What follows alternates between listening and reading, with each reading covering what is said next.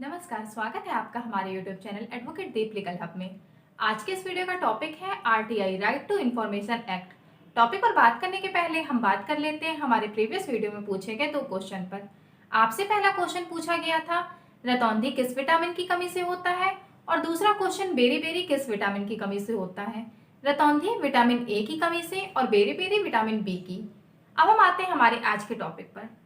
Right to information act, जिसे हिंदी में सूचना का अधिकार भी कहते हैं, ये एक आम नागरिक का अधिकार होता है जो सभी नागरिकों को भारतीय नागरिकों को ये दिया गया है।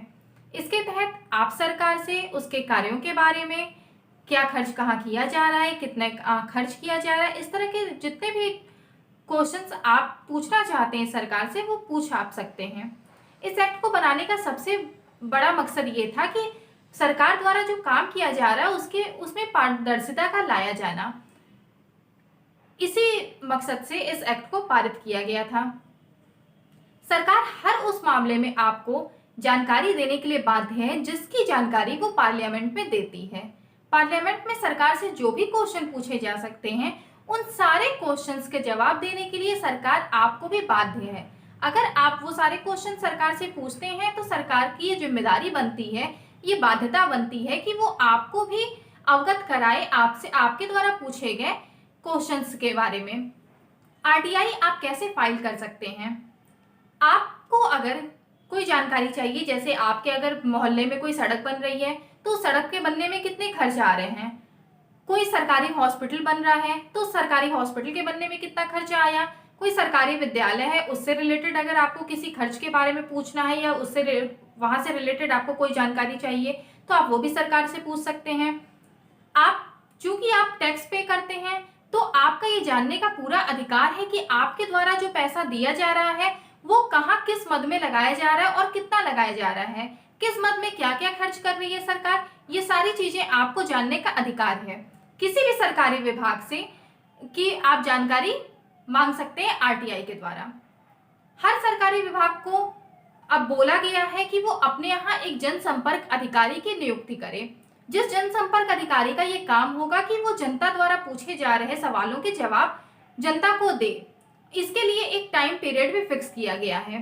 जैसे आप अगर आरटीआई दाखिल करते हैं तो आप आरटीआई दाखिल कैसे करेंगे? या तो आप सादे कागज पर अपने सवालों को लिख करके आप जन सूचना अधिकारी को, केंद्रीय सूचना अधिकारी को आप दे सकते हैं, और या फिर आप ऑनलाइन माध्यम से आरटीआई फाइल कर सकते हैं।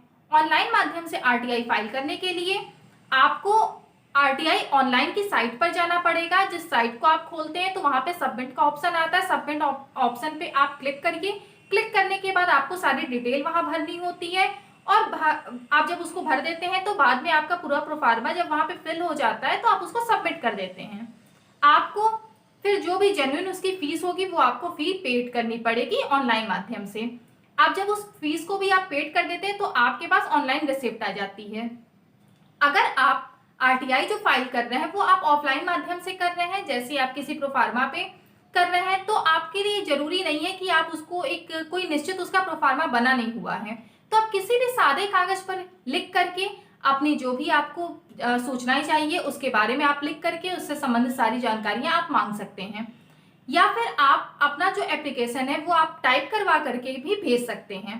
आप अगर इस तरह से कोई एप्लीकेशन भेज रहे हैं, अगर आप आरटीआई फाइल कर रहे हैं, तो आप सबसे पहले तो आप एक काम करिए कि आप जो उसकी रिसिप्ट है वो आप जरूर अपने पास रखिए, जिससे अगर आपको सूचना नहीं दी जाती है तो आप इसके लिए फिर अपील कर सकिए। आरटीआई अगर आप ऑनलाइन फाइल करते हैं तो उस साइट पर आप टाइम टाइम पर चेक भी कर सकते हैं कि आपने जो आरटीआई फाइल की है उसका क्या प्रोग्रेस है, उसके पे ध्यान दिया गया है या नहीं दिया गया है, उससे रिलेटेड सारी जानकारियां आप टाइम टाइम पर देख सकते हैं। फिर आप जब आरटीआई आप फाइल कर देते हैं और अगर 30 दिनों के अंदर आपको सूचना नहीं मिलती है, आपकी आरटीआई पर कोई ध्यान नहीं दिया जाता है, तो आप इसके खिलाफ फिर से अपील कर सकते हैं केंद्रीय सूचना आयोग में। आपने अगर ऑनलाइन भी आरटीआई फाइल की है तो ऑनलाइन माध्यम से भी आप इसके खिलाफ अपील कर सकते हैं। तो इसीलिए आपके लिए जरूरी हो जाता है कि आप अगर आरटीआई फाइल कर रहे हैं तो आप उसकी एक रिसिप्ट अपने पास जरूर रखिए। और कुछ ऐसे टॉपिक्स हैं जिस पर आप आरटीआई आप सरकार से सूचना नहीं मांग सकते, जैसे अगर कोई ऐसा टॉपिक है जिससे देश की सुरक्षा और अखंडता को खतरा पहुंचने की उम्मीद है, तो ऐसी जानकारियां सरकार आपको नहीं देगी। कुछ ऐसे मामले होते हैं जो गोपनीय होते हैं, तो ऐसे गोपनीय मामलों पर भी सरकार बाध्य नहीं है आपको सूचना देने के लिए। तो इस तरह से अगर कोई भी ऐसी सूचना है जिससे सरकार को ये लगता है कि ये देश की अखंडता और सुरक्षा को खतरा पहुंचा सकती है, इसकी जानकारी देना, तो आरटीआई में सीधे से ऐसे सूचनाओं का जवाब देने से मना किया गया है कि ऐसी किसी सूचना का आपको जवाब नहीं दिया जाएगा। अगर आप इससे संबंधित अगर आप कोई भी जानकारी मांगते हैं तो उसके बारे में आपको कोई भी सूचना नहीं दी जाएगी। फिर हम बात करते हैं कि आपने आरटीआई अगर फाइल कर दी है और आपको 30 दिन के अंदर भी कोई सूचना नहीं मिलती है उससे रिलेटेड, तो आप उसके लिए अपील कर सकते हैं। अपील के बाद अगर 90 दिनों तक भी आपको कोई सूचना नहीं मिलती है, आपके आरटीआई पर कोई एक्शन नहीं लिया जाता है, तो आप फिर से इसके खिलाफ अपील के खिलाफ भी आप अपील कर सकते हैं। तो ये थी कुछ जानकारियां जो आरटीआई अगर आप फाइल करते हैं या अगर आप किसी भी ऐसे टॉपिक पर ऐसी जानकारियां मांगना चाहते हैं जो आपको लगता है कि आपको सरकार से जानने की ये पूरी आपका ये कर्तव्य है या आपका पूरा अधिकार है, तो आप उसको मांग सकते हैं सरकार से। लेकिन इसके लिए आपको बस यही चीजें ध्यान रखनी पड़ेंगी कि वो आप जो भी आप सूचना चाहते हैं वो सूचना ऐसी ना हो जिससे कहीं ना कहीं देश की सुरक्षा या अखंडता को खतरा पहुंचता हो। अगर आप किसी कंपनी के माध्यम से सूचना मांगते हैं तो वो सूचना आपको नहीं दी जाएगी, क्योंकि यहाँ पर आरटीआई में जो प्रावधान किया गया है वो ये किया गया है कि ये नागरिकों का अधिकार है कि वो सरकार से उनके द्वारा किए गए कार्यों की सूचना मांग सकते हैं, सरकारी विभागों के बारे में कोई सूचना मांग सकते हैं, या किस मद में कहाँ कितना खर्च कर रही है सरकार इसकी सूचना मांग सकते हैं। लेकिन मांग सकते हैं तो वो बस नागरिक मांग सकते हैं, और कंपनी, निगम या कोई यूनिट, ये सब जो भी चीजें हैं उनको नागरिक नहीं माना गया है, इसलिए इन्हें कोई राइट नहीं है कि वो आरटीआई दाखिल करें। लेकिन आप अगर किसी संस्था में काम करते हैं तो आप एक नागरिक के तौर पर वहां किसी संस्था से, किसी सरकारी संस्था से आरटीआई मांग सकते हैं, पर एक नागरिक के तौर पर, न कि एक कंपनी, यूनिट या फिर किसी सरकारी दफ्तर के या किसी प्राइवेट दफ्तर के तौर पर। तो आप जब भी आरटीआई फाइल करिए तो आप इन सब चीजों का ध्यान रखिए। और आप एक आम नागरिक हैं, तो आम नागरिक होने की वजह से आपका पूरा अधिकार है कि आप सरकार से सूचना मांग सकते हैं, क्योंकि आप टैक्स पे करते हैं। आप टैक्स पे करते हैं, वो आपका पैसा है जो कहीं भी लग रहा है, तो आपको ये राइट है, आपको ये अधिकार दिया गया है कि आप सरकार से पूछिए। आज के वीडियो में बस इतना ही। अब हम आते हैं हमारे आज के क्वेश्चन पर।